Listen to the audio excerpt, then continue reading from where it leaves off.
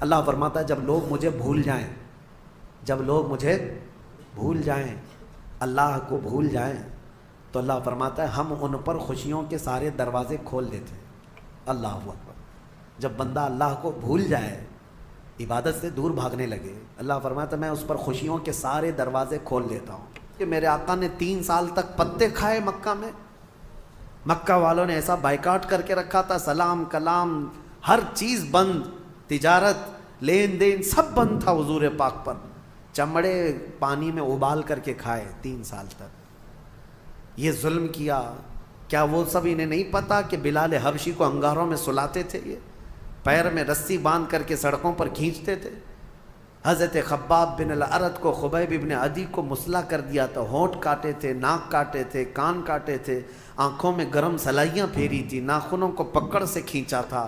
یہ دہشت گردی نہیں ہے؟ اور ایسے حالات میں جب رسول پاک ہجرت کر کے مدینے چلے گئے تو یہ ظالم وہاں پر بھی جانے لگے، کہاں؟ مدینے کو بھی اجاڑنے کے لیے۔ اب بتاؤ اللہ کا حکم نہیں آئے گا کہ ایسے آتنکوادی جب بھی مدینے میں آئیں پکڑو ان کو؟ اور کیا کرنا چاہیے؟ یہ انصاف ہے یا عدل کا تقاضا ہے؟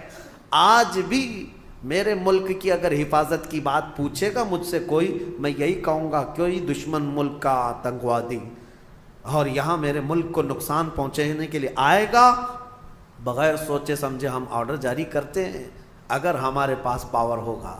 ہاں، اور دوسری بات، اس آیت کو یہ لوگ لے کر کے بہت واویلا مچاتے ہیں، کافروں کو مارنا ہے، کافروں کو مارنا ہے، قرآن میں لکھا ہے، قرآن میں لکھا ہے۔ یہ کس کے لیے حکم ہے؟ ہر مسلمان کے لیے نہیں ہے۔ جو صاحب اختیار، جو پاور والا ہے، جو سزا دینے کے اختیارات جس کو ہیں، اس کو حکم دیا گیا۔ چوری کرنے پر قرآن میں ہاتھ کاٹنے کی بھی سزا ہے، لیکن یہ نہیں ہے کہ ہمارے گھر میں چور رات میں پکڑا گیا اور میں چاقو لے کے رات میں کاٹ ڈالوں، یہ نہیں ہے۔ اسلامی حکومت بھی ہے تو چور کو پکڑو اور لے جاؤ حاکم کے پاس پیش کرو، حاکم پھر سزا دے گا، یہ نہیں کہ ہر گھر والے چاقو لے کے بیٹھے رہے۔ تو اسلام میں سزا دینے کے بھی جو احکام ہیں وہ حکام سے ریلیٹڈ ہیں، جو صاحب اختیار ہے وہ سزا دیں گے۔ تو بہرحال آپ اس بات کو سمجھیں، بہت مرتبہ میں نے اس کا کلیریفیکیشن دیا ہے کہ قرآن میں جو آیتیں آئی ہیں وہ قتل کے لیے ان کا ایک بیک گراؤنڈ ہے، ان کا ایک پس منظر ہے، وہ ایک خاص وقت کے لیے ہوئی تھی، اس وقت کے کیا حالات تھے، یہ سب پڑھنا چاہیے، پھر قرآن پر انگلی اٹھاؤ۔ اللہ کریم ہم سب کو حقانیت پر قائم رکھے اور حق بولنے کی توفیق عطا فرمائے۔ میرے عزیزو، جہاد کے سلسلے میں بھی آیتیں آئی ہیں، میں کھل کر کے بتاؤں گا۔ یقیناً جہاد ایک مقدس لفظ ہے، نبی پاک صلی اللہ تعالیٰ علیہ وسلم نے جتنے جہاد فرمائے ان میں اکثر ڈیفنس کے لیے بھی ہوئے ہیں، ڈیفنس کے لیے ہوئے ہیں۔ اور کچھ لوگ یہ اعتراض کرتے ہیں کہ انہوں نے زبردستی جو کلمہ نہیں پڑھتا تھا اس کو جا کے مارتے تھے، نہیں، نبی پاک صلی اللہ تعالیٰ علیہ وسلم نے ایسا حکم نہیں فرمایا، اور نہ ہی پوری دنیا کے مسلمانوں کو یہ حکم دیا گیا۔ آج مجھے آپ یہ بتائیں، ہندوستان میں ابھی یہ کہتے ہیں ابھی تمہارا پاور نہیں اس لیے مارتے نہیں ہو، اور پھر جو پاور تھا 700 سال تک تب کیا کی؟ کیا یہاں کے ہر مندر کو توڑ دیا گیا؟ کیا یہاں کے سارے ہندوؤں کو ختم کیا گیا؟ آج بھی میجورٹی ہندوؤں کی ہے، ہر زمانے میں رہی ہے، اس زمانے میں بھی تھی۔ ہاں، کچھ مندر اگر ٹوٹے ہیں، کچھ مسجد بھی ٹوٹے ہیں، لیکن وہ جنگوں میں آپسی معاملات میں ہو سکتا ہے، ورنہ 1000 سال پرانے مندر بھی آج ہندوستان میں موجود ہیں، 1000 سال پرانی جن کی تاریخ ہے وہ آج بھی موجود ہیں۔ بنگال کی سرزمین میں، ہمارے کرناٹک میں جائیں، 800 سال پرانے مندر موجود ہیں۔ ان مندروں کے ساتھ چھیڑ چھاڑ نہیں کیا گیا تھا جب یہاں پر اسلامی حکومت تھی۔ میرے عزیزو، اسلام اس بات کا حکم نہیں دیتا۔ سیدنا عمر فاروق رضی اللہ تعالیٰ عنہ جب بیت المقدس فتح ہوا تو خود چل کر کے گئے تھے۔ میں آپ کو بتاؤں، بیت المقدس میں پہلی اذان ہوئی، نماز ہوئی، وہاں آج بھی ایک گرجا گھر، ایک چرچ ہے بیت المقدس سے قریب، کیونکہ عیسائیوں کی حکومت تھی، عیسائیوں سے مسلمانوں کے ہاتھ میں آئی بیت المقدس۔ تو جب حضرت عمر گئے تو عیسائیوں نے ریکویسٹ یہ کیا، خلیفۃ رسول اللہ امیر المومنین آئے ہیں، سب دیکھنے کے لیے آ گئے تھے حضرت عمر کو، نام تو سنا تھا۔ تو عیسائیوں کا جو بڑا پادری تھا وہ آ کر کے ریکویسٹ کرتا ہے کہ آپ آئے ہیں تو ہماری چرچ میں بھی وزٹ کریں، ہماری گرجا گھر، ہماری عبادت گاہ۔ حضرت عمر وہاں تک گئے، امیر المومنین، تو عیسائیوں نے یہ کہا کہ آپ یہاں پر نماز پڑھ لیں۔ کون سی نماز؟ ان کی نہیں، مصطفیٰ کریم کی شریعت، ہماری نماز۔ حضرت عمر فاروق رضی اللہ تعالیٰ عنہ نے اندر نماز نہیں پڑھا، باہر نماز پڑھا۔ تو ان لوگوں کے دلوں میں ایک بات یہ آئی، کیا ہماری عبادت گاہ میں آپ کی عبادت نہیں ہوتی؟ سنو، حضرت عمر فاروق رضی اللہ تعالیٰ عنہ نے فرمایا، یہ میرے نبی کی خصوصیت ہے کہ اللہ نے پوری روئے زمین میرے نبی کے لیے سجدہ گاہ بنایا، جہاں پاک زمین ہو ہم سجدہ کریں گے۔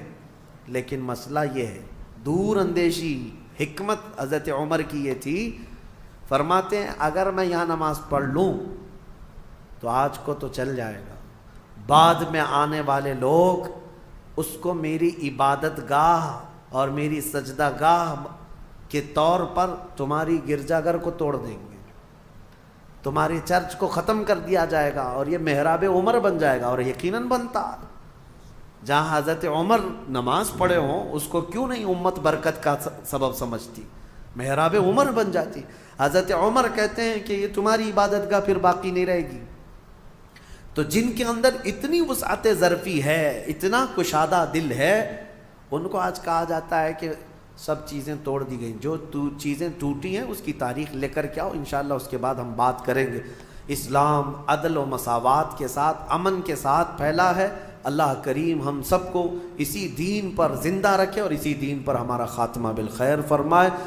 اور اس میں سورہ مائدہ اور سورہ انعام کی جو ہم نے آج تلاوت کی، ایک آیت میں پڑھتا ہوں 7ویں پارے کی، کیونکہ اس کا حق باقی رہ جائے۔ اللہ تبارک و تعالیٰ نے اس میں فرمایا فَلَمَّا نَسُوا مَا ذُكِّرُوا بِهِ فَتَحْنَا عَلَيْهِمْ أَبْوَابَ كُلِّ شَيْءٍ۔ یہ ہم سب کے لیے بہت درس والی آیت ہے۔ اللہ فرماتا ہے جب لوگ مجھے بھول جائیں، جب لوگ مجھے بھول جائیں، اللہ کو بھول جائیں، تو اللہ فرماتا ہے ہم ان پر خوشیوں کے سارے دروازے کھول دیتے ہیں۔ اللہ اکبر۔ جب بندہ اللہ کو بھول جائے، عبادت سے دور بھاگنے لگے، اللہ فرماتا ہے میں اس پر خوشیوں کے سارے دروازے کھول دیتا ہوں۔ حتی اذا فرحوا بما اوتوا، یہاں تک کہ وہ خوب خوش ہو جائے جو کچھ بھی ہم نے دیا ہے۔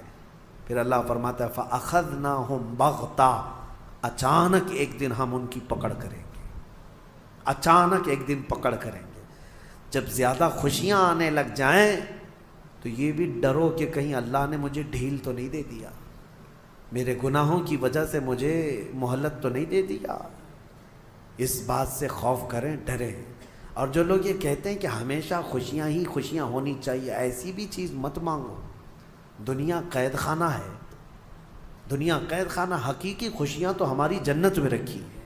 لیکن اس آیت کو سمجھو، اللہ فرما رہا ہے جب لوگ بھول جائیں تو اللہ ساری خوشیوں کے دروازے کھول دیتا ہے۔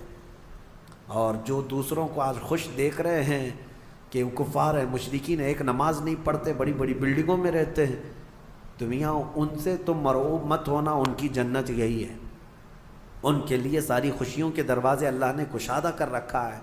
اگر تمہاری زندگی میں کوئی خوشی کم آتی ہے تو یہ سمجھ لو کہ اللہ نے ہمارا حصہ آخرت میں رکھا ہے۔ اللہ تبارک و تعالی ہم سب کو ان آیات بینات پہ عمل کی توفیق عطا فرمائے۔